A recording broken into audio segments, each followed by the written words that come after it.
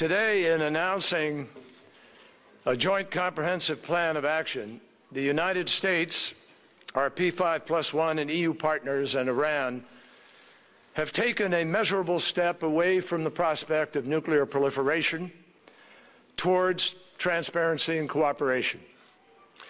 It is a step away from the specter of conflict and towards the possibility of peace. This moment has been a long time coming, and we have worked very hard to get here.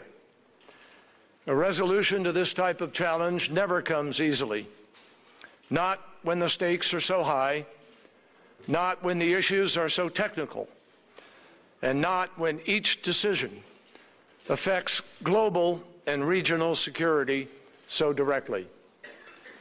The fact is that the agreement we've reached, fully implemented, will bring insight and accountability to Iran's nuclear program, not for a small number of years, but for the lifetime of that program.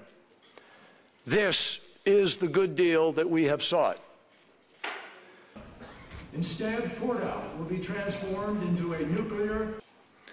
Now, I want to be very clear. The parameters that we announced in Lausanne not only remain intact and form the backbone of the agreement that we reached today, but through the detail, they have been amplified in ways that make this agreement even stronger. That includes the sizable reduction of Iran's stockpile of enriched uranium and the number of centrifuges that it operates. It also guarantees that Iran's breakout time, the time it would take for Iran to speed up its enrichment and produce enough fissile material for just one nuclear weapon, that time will increase to at least 1 year for a period of at least 10 years. And contrary to the assertions of some, this agreement has no sunset. It doesn't terminate. From uranium mines,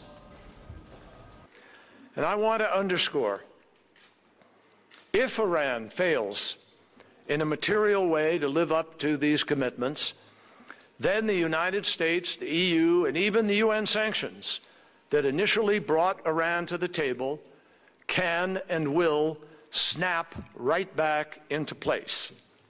We have a specific provision in this agreement called snapback for the return of those sanctions in the event of noncompliance.